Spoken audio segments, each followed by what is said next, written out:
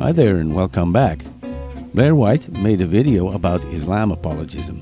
She called it a cancer and I fully agree. So I made this follow-up to add my part in this. You guys know, I don't really give a shit about making polarizing videos, so let's get into responding to this video entitled Young Muslim Americans Respond to Islamophobia and Try Not to Have an Aneurysm. You know I love you to death. Nah, you probably don't know that. But you are intelligent, outspoken, non-apologetic. But I think you could have been a little bit more aggressive.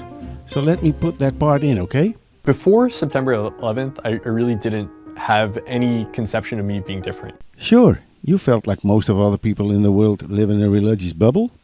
And to you people, what can be wrong with that? And then it was directly after September 11th that for the first time, I felt singled out as a Muslim. Suddenly I was different. The worst feeling in the world when we hear about something like 9/11 or San Bernardino or the Paris attacks is that somebody who identifies as Muslim committed those crimes. Question: when hearing this, did it never enter your mind that if these people proclaim also to be Muslim, maybe there is something wrong with my religion? It's really telling of your priorities that in the moment that you learn about a terrorist attack, your main thought is, how it's going to look bad on your religion rather than the people who died. Anytime ISIS has had an attack, Muslims have to go on television, have to go to their neighbors, and they have to go to their schools and explain to everyone that ISIS does not represent Islam. They think they do. Look at the bullshit meter that appears like magic every time you bullshit. Is extremely frustrating that people think that there's a link between ISIS and the Muslim faith. Oh, look at that bullshit meter go. It is a radical group and they do not understand the faith and what it stands for. I heard that one. That's a popular excuse. Like the Ku Klux Klan and these guys just don't understand the Christian faith. See? It's the same. If you look at Islam in our text and our doctrine, Islam is a religion of peace. There's no violence, there's no imperialism.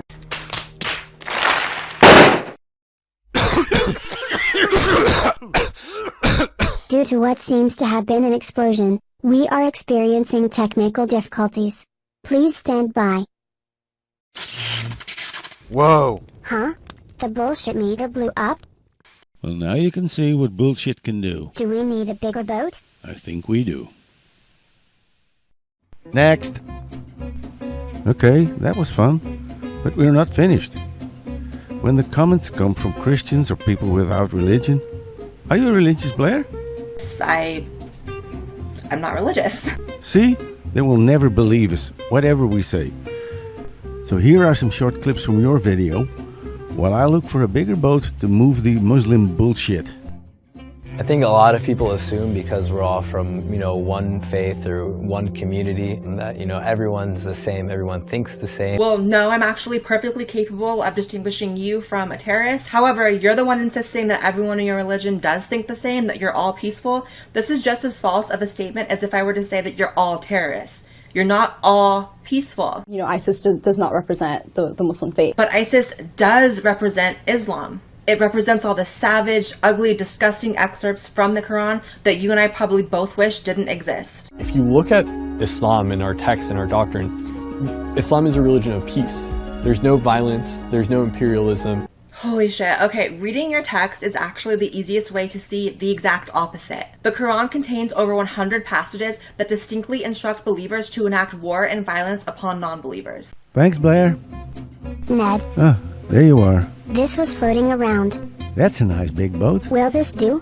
Surely hope so. And now we'll run the bullshit statements again. And tell them again that they are wrong. And I don't give links to citations. No one reads them anyway. I do worse. I brought them with me. And now, meet the hall full of Muslims. Okay, let's have the first one, who talks about a radical group. It is a radical group and they do not understand the faith and what it stands for. A radical group? Isn't Islam a radical belief? Just look at what this hall filled with Muslims conceive as being normal. this is just your everyday Muslim people that you meet in the street. I always try to tell them that, look, it's not that speaker that we're inviting who has these extreme radical views, as you say. These are general views that every Muslim actually has. Every Muslim believes in these things. Everyone in the room. How many of you agree that the punishments described in the Quran and the Sunnah, whether it is death, whether it is stoning for adultery, whatever it is, if it is from Allah and His Messenger, that is the best punishment ever possible for humankind. And that is what we should apply in the world. Who agrees with that? Are you all radical extremists? Subhanallah. How many of you just go to these normal masajids in Norway, the normal Sunni mosques? Please raise your hands. So what's the politicians gonna say now? What's the media gonna say now? That we're all extremists? We're all radicals? We need to deport all of us from this country? Okay, this was the video. And now we will return to your statement. It is a radical group and they do not understand the faith and what it stands for. This hall, filled with average Muslims, they think it's normal to impose their barbaric death penalties for having an affair, for loving someone of the same sex, for leaving your religion, for non-believers, etc. over the whole world. Looks pretty extremist to me. And now this. Anytime ISIS has had an attack, Muslims have to go on television, have to go to their neighbors, and they have to go to their schools and explain to everyone that ISIS does not represent Islam. First of all, armies attack. ISIS assaults. It brings bloody oppression, just as the Quran orders in over 100 extremely violent verses. ISIS may not represent Islam, but they do show the true face of it. Hang on. Ned? Where are you? I am now inside the boat. Sounds big. It looks kind of familiar. Could this be Undoomed's place? Is that all inside the boat? It looked abandoned when I found it. I think you better. Would he be angry that we've stolen his house? Get away from there, I won't take the risk. Before you know, he stands behind you. Yeah. Next. And now back to this guy again. Islam is a religion of peace. Bullshit! There's no violence. You must be fucking proud of yourself, defending your bullshit, violent belief. Let me give you a European example. Sweden is the friendliest country in the world, but thanks to your fellow Muslims, the rape capital of the world. Non-violent? Fuck you. Ladies and gentlemen, my name is Ingrid Carlqvist and I was born 1960 in Sweden. Now I live in Absurdistan, a country that has the highest figure of reported rapes in the world. Hundreds of so-called exclusion areas where people live outside the Swedish society and with newspapers that hide all these horrible facts to the people. Mona Sahlin said 2002, the Swedes must integrate into the new Sweden. The old Sweden is not coming back. In this new Sweden, we have more reported rapes than any other country in the European Union, according to the study by Professor Liz Kelly from England. More than 5,000 rapes were reported that year, 2008. Last year, it was more than 6,000. In some cities like Malmö, where I live, a third of all inhabitants live in an exclusion area. In the new Sweden, we need armed police officers at our hospitals because rivaling families fight each other in the hospital rooms. They gun each other down in the streets and they rob and they beat old people. The crime rate grows by the minute, but the Swedish politicians and journalists tell us that it has absolutely nothing to do with immigration. That's the way it works in the new Sweden, the country I call Absurdistan, the country of silence.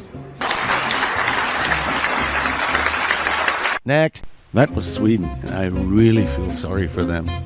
And now I skip the things Muslims like to do amongst themselves, like honor killings, wife beatings, and whippings, all sanctioned by the Quran. Street harassment in groups is very popular here in the Netherlands. Now to the last part of your statement. There's no imperialism. This time meet Brigitte Gabriel. She's an expert and gave a speech containing the non-imperialist part of Islam. But somehow I think this is not what you want to hear. So what I'm going to do right now is I'm going to crunch 1400 years of Islamic history in 5 minutes and make it as exciting as I can possibly make it. The Pope in Rome in 1090 told the Christians, how could you sit idly by and allow your brethren to suffer like this in the Holy Land? You need to go liberate the Christians. You need to go help the Christians.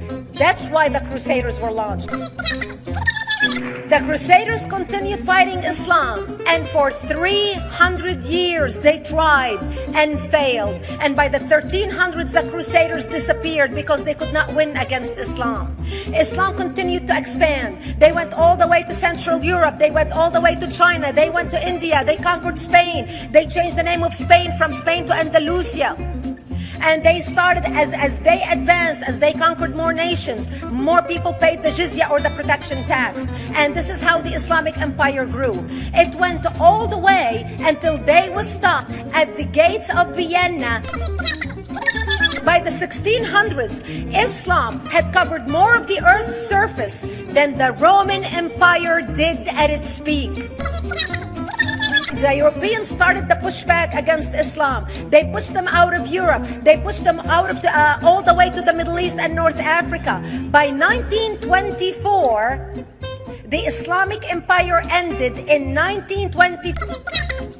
By the time the Islamic Empire or the Islamic Caliphate or the Islamic State ended in 1924, the Islamic Caliphate had existed for 1400 years, and it ended less than 100 years ago.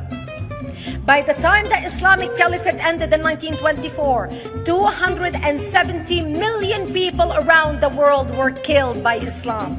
270 million. And we didn't have weapons of mass destruction, and there was nuclear weapons. All of these people were killed, butchered by the sword. Well, this sums it up. And now back to what you said. Islam is a religion of peace.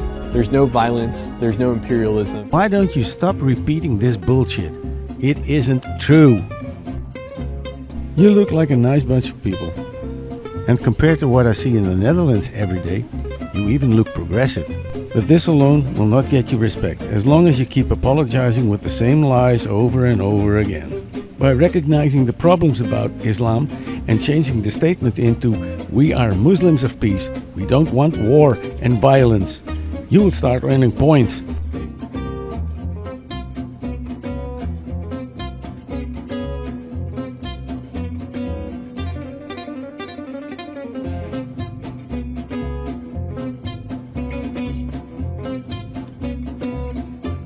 Ned? Yeah? Undoomed brings me back. Ivy. Hi. Gotta go. Okay. Have you seen Adam is also here? How can I miss that?